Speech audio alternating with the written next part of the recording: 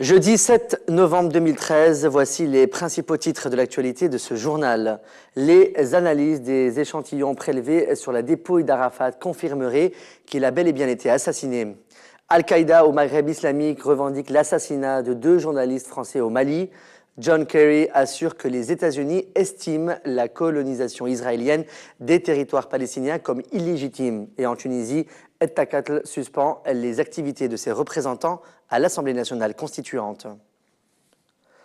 Le porte-parole du parti Ettakatl, Mohamed Ben Nour, a indiqué aujourd'hui, jeudi 7 novembre 2013, que suite à la réunion d'urgence du bureau politique du parti, il a été décidé de suspendre l'activité du groupe du parti au sein de l'ANC, ainsi que l'activité de ses députés dans les commissions et lors des séances plénières. Dans une déclaration à Shams FM, Mohamed Ben Nour a déclaré que les changements apportés au règlement intérieur de l'ANC menacent l'équilibre politique au sein de l'Assemblée et représentent une menace grave contre l'aboutissement du dialogue national et le processus démocratique. Mohamed Ben Nour a ajouté que les travaux du bureau politique d'Ettakatl sont toujours en cours.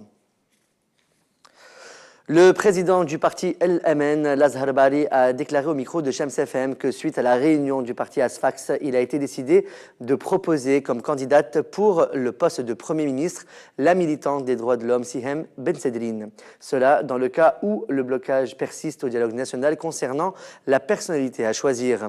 Lazhar Bari a justifié ce choix par le passé de la militante de Sihem Bensedrine.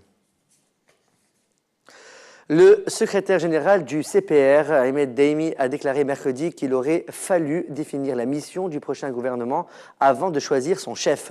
Il a indiqué par ailleurs que les personnalités proposées par Nidetouns et d'autres partis politiques ne sont pas indépendantes avant d'affirmer que si le choix du prochain chef du gouvernement revenait à Mansour Marzouki, on aurait évité cette impasse. Encore un coup dur pour notre tourisme en Tunisie. Le Club Med a décidé hier, mercredi, de fermer son village de Hammamet. Nous confirmons la fermeture de ce village en raison de la baisse des réservations marquée par une nouvelle dégradation cet été, a déclaré une porte-parole du groupe. Le Club Med avait déjà cessé à l'été 2012 d'exploiter son club de Djerba à la Fidèle, dont elle conserve pour l'instant la propriété des murs. Le groupe n'exploitera désormais plus qu'un seul complexe en Tunisie, celui de Djerba la Douce, qui compte 626 chambres et est ouvert toute l'année. Autrefois très prisée, cette destination est aujourd'hui boudée par les Français en raison de l'instabilité politique qui règne depuis le printemps arabe. Selon le CETO, le syndicat français des tours opérateurs, les réservations pour la Tunisie ont diminué en France de plus de 30% cet été. Le président du bureau du syndicat des agents de la douane à Médine, Tarek Cherih, a annoncé jeudi qu'il vient d'entamer avec un de ses collègues une grève de la faim. Les 2 agents de la douane réclament les mêmes privilèges dont jouissent les agents du ministère de l'Intérieur et réclament des autorités la réforme de leur secteur professionnel.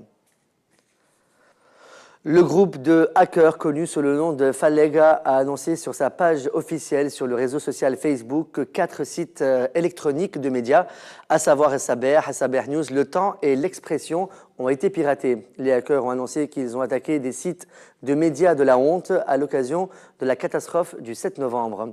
À noter que le groupe Fallega avait piraté le 26 octobre dernier le compte Facebook du ministre des Droits de l'Homme et de la Justice transitionnelle, Semir Dilo. Le siège de la chaîne tunisienne El Janoubaï, assise à Beb Sardoun à Tunis, a été fermé par les autorités compétentes hier mercredi. Il y a également eu une saisie des équipements, le siège étant la propriété de Farhat Chouini. Ces développements viennent suite au procès intenté par ce dernier contre Mohamed Ayeshi Ajroudi, propriétaire actuel de la chaîne. Le tribunal de Tunis a condamné hier mercredi le salafiste Bilal Chaouechi à 3 mois de prison ferme. Membre présumé d'Ansar al-Sharia, Chaouechi est accusé d'avoir organisé des réunions illégales. Pour rappel, Bilal Chaouechi avait été auparavant condamné à 3 mois de prison ferme pour la même accusation. Dans l'actualité internationale, Yasser Arafat est bien mort empoisonné selon sa veuve Souhé. Les analyses des échantillons prélevés sur la dépouille de l'ancien dirigeant palestinien confirmeraient qu'il s'agit d'un assassinat. D'après une copie du rapport des médecins légistes diffusé par Al Jazeera, les experts suisses ont trouvé dans le fémur et les côtes d'Arafat un niveau de polonium de 18 à 36 fois supérieur à la normale. Ce poison a peut-être été mis dans son thé, son café ou son eau, a indiqué Souhair Arafat. Quelqu'un qui était proche de lui a dû le verser. C'est dur d'avoir des doutes, mais malheureusement, c'était quelqu'un de son entourage.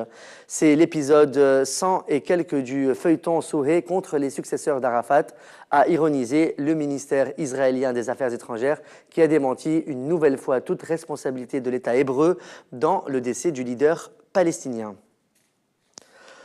Le secrétaire d'État américain John Kerry, actuellement en mission pour relancer les pourparlers de paix entre Israël et la Palestine, a assuré hier, mercredi, que les États-Unis estiment la colonisation israélienne des territoires palestiniens comme illégitime. Nous considérons et avons toujours considéré que les colonies étaient illégitimes, a-t-il déclaré à l'issue d'une rencontre avec le président palestinien Mahmoud Abbas à Bethléem, en Cisjordanie.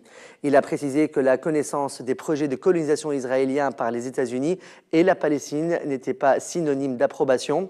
John Kerry a aussi encouragé Israël à limiter les installations de colonies, un point qui pèse particulièrement sur le processus de paix. Mardi soir, les Palestiniens ont exprimé leur refus de poursuivre les négociations, invoquant une offensive sans précédent de colonisation de la part d'Israël. Et on parle maintenant d'Al-Qaïda au Maghreb islamique qui a revendiqué l'assassinat des 2 journalistes français de France Internationale. Dans un communiqué, l'organisation explique avoir voulu venger les musulmans tués par la France dans le nord du Mali. Ghislaine Dupont et Claude Verlon avaient été enlevés puis exécutés samedi dernier près de Kidal. Des policiers français sont actuellement dans le nord-est du Mali pour contribuer à l'enquête qui a déjà entraîné une trentaine d'arrestations. Selon le journal Le Monde, 3 des 4 meurtriers présumés auraient été identifiés mais pas encore arrêtés. L'un d'eux était connu des services de renseignement français comme étant un membre d'AQMI. Et comme d'habitude, avant de clore ce journal, voici les prévisions météorologiques de demain. Il y aura donc quelques nuages sur la plupart des régions avec un vent de secteur sud faible à modéré de 15 à 25 km/h et qui se renforcera en fin de journée près des côtes est. La mer sera peu agitée sauf en fin de journée sur les côtes est. Les températures maximales varieront entre 26 et 30 degrés Celsius. C'est la fin de ce journal. Merci de votre fidélité. On se retrouve demain soir pour une nouvelle édition. À demain soir. Passez une agréable soirée sur notre chaîne. À demain.